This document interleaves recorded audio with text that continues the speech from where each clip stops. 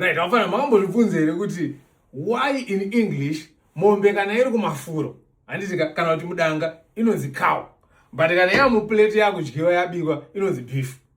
Kana kuti topa example ipi futi imwe, pig, pork, sheep yakunzi mutton kana yakudyiwa. Pana kambozvivunga. Now I'm going to give you a very summarized history of the English language. Asafana muri kumbodzidza ivimi. Nokunga pamunenge muchifamba murodhi munenge muchingovhairira vanhu ne-information ne-knowledge. Knowledge is power, afana munofana kuziva. All right. I'm going to summarize. This is not exhaustive, but I'm going to try and summarize. Saka English handitika. Kuna inzi Old English.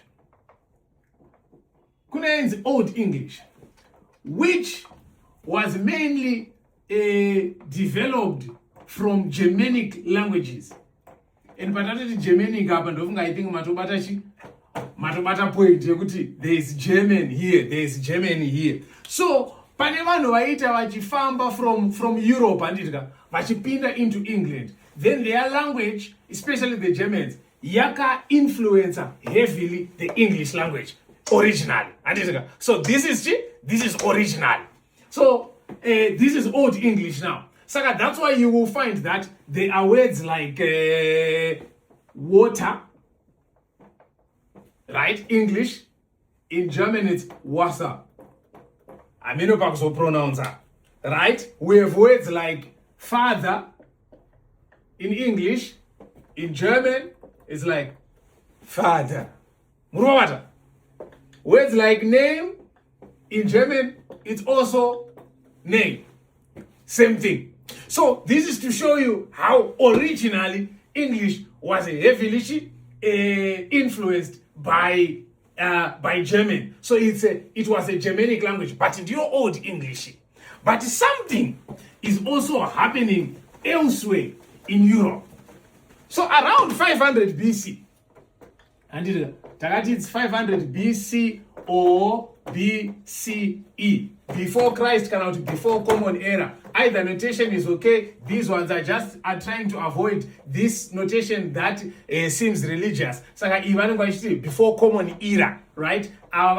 Before Christ, but it's the same thing. So there is a city, a small central region in Italy, right? Italy, and it was Italy, right? So this is Latium, and quite Latin. This is why I need you to follow me now. This is why I need you to follow me, because this is where something important begins. So kurukutaura inonzi Latin iri kushandiswa nema-traders, iri kushandiswa in commerce, iri kushandiswa nema-farmers, iri kushandiswa nevanhu vakasiyana siyana. So you might know, tichaibata zvedu one day, the rise of the Roman Empire. The rise of the Roman Empire. The Roman Empire rose, handitika, forcefully influencing zvinhu kusvikira kuMiddle East. They conquered territories there. Northern Africa, they conquered territories there. Also, even in England, handitika, Europe meso, they conquered territories. So what happens every time that a territory is invaded? People begin to assimilate the cultures of those who have what? Who have invaded them.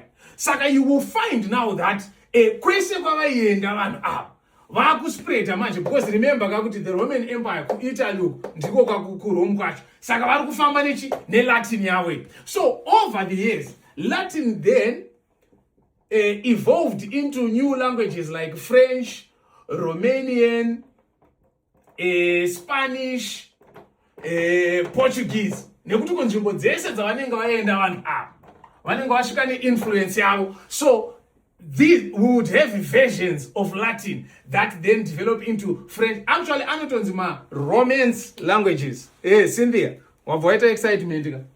Don't be excited for nothing.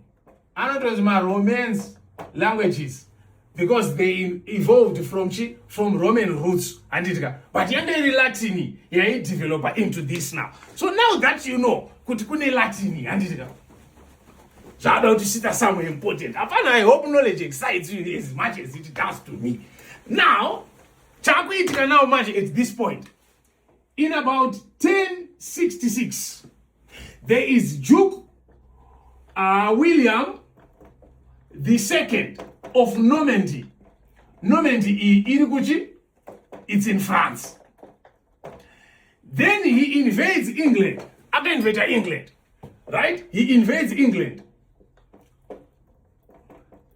and defeated King Harold II, King Harold Mabuaro, King Harold II, at what is known as the Battle of Hastings.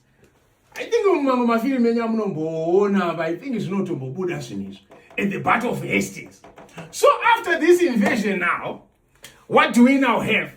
We now have French influence and domination due to Duke William II awarikubva kunomendia. Saka kune vanhu vaitaura ainzi Norman French, which was just a direct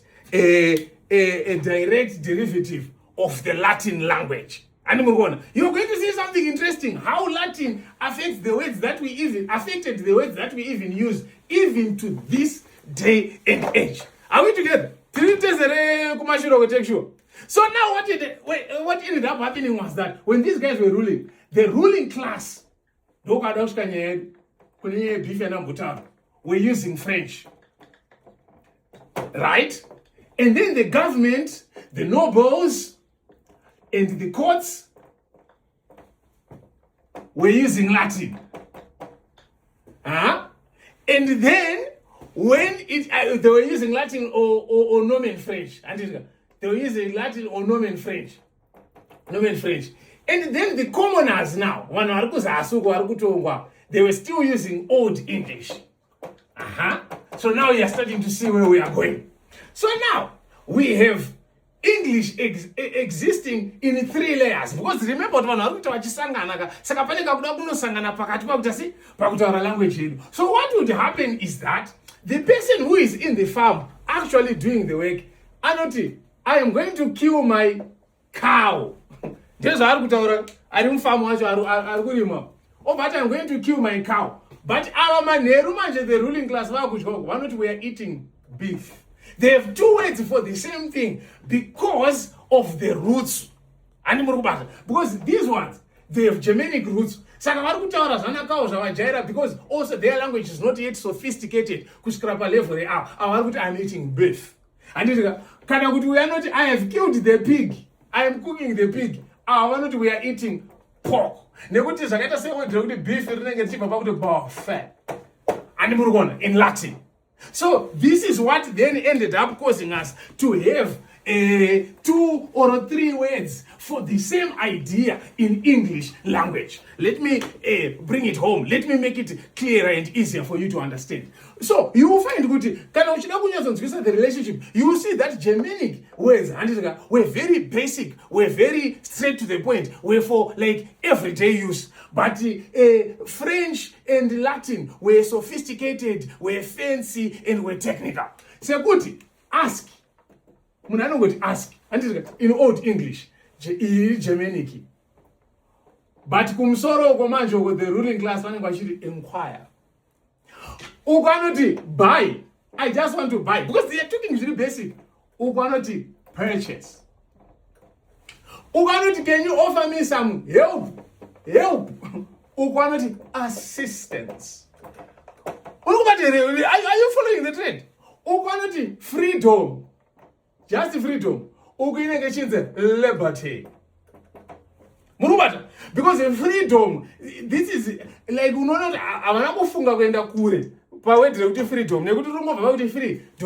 freedom, but liberty. It seems a little bit complex. So you will find that Latin would be used in. Also, remember that the Roman Catholic had major influence. Latin is also being used in religion. Latin is being used in science. Species. These are all Latin words. Data. These are all Latin words. Radium. These are all Latin words. So you will find that in education, in science, in religion. Brothers. Inoti Pietas et Veritas. Mukawana kune zvikoro zvakawanda zvine maslogan amusingagoni kuverenga. Handitika ukazoendawo zvako kunana Glenfield ndopaunoona vanhu vachinzi hard work and success, zeal and passion, chichichichi. But these schools zvakudhara izvi ana Prince Edward, ana Marist Brothers, ivana chi you will find kuti vanenge vane mauya anenge asiri echirungu. iLatin kuti pietas et veritas, if I'm not mistaken, I think zvinongoreva kuti truth and virtue. Handinoona much. So some of you might have heard that question, why is zvikoro zviri kushandisa? Because Latin was seen as a word, as a language rather, that shows sophistication, education, and and sound intellect. So you see what English will be operating in 3 layers. We have Germanic, we have French, we also have Latin. Now, as I finalize and I conclude my point, you will see panoguti, we also have these words that we use today, how they were built from Latin. Sekuti, word rakaita sekuti, transport, right? And we just read it as one word. But where this comes from, trans in Latin, zvinoreva kuti across. And port zvinoreva kuti carry. So what is to transport? To carry our growth. All right? Tina transport, tina export. Right? Tina export. Right? Tati port is not out carry. X is not out out. Ndosaka uchiona X anogona kushanda pana external, not X wako Cynthia. External. Handuri kubata, extended, and things like that. Saka, what is to export is to carry out.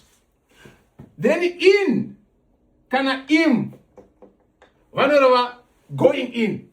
Anditika, saka pana vatikati import, tukuti you are carrying in. Another interesting one, re, pesa pana re, R-E. It means back or again. Anditi, pakanzi, we want to revise. Anditika, we want to revise. Revision. We are vision chikuona. Anditika, saka tudautarisa futi, revision, rewind, reverse. Saka re, anora kuti back, kana kuti again. Now, spect, anora kuti look. Anditika, look. Ndosaka tikati inspect, look into. Inspect, look into. Respect anobva pakuti look again, which is a sign of admiring. Kuti watasa munhu zobva umutasa futi. Looking again is a sign of what? Is a sign of admiring. How together apart? Let me give you a last one. In Jinda Ganesh, I don't know if you are enjoying this lesson as much as I am enjoying it. Pre. It's not how to before. And it pre-colonial era, pre-chakati. This is actually a Latin root. Pre is not how to before.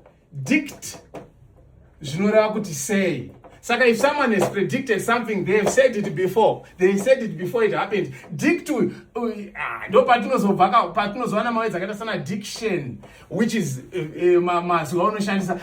dictionary. Afana. Kana ndakambokupai gore knowledge gore rino 2026 matsitsi. Now I want to move on to another important part of my lecture. Fan, look closely at the board. Pane yatinoti tribute ja. The tribute ja yagadzirirwa history teacher yenyu. Vamwe vari kucomplain kuti hey history teacher chimbochinjayo mabhachi. Hey history teacher zvakadai zvanyanya. We have created a link.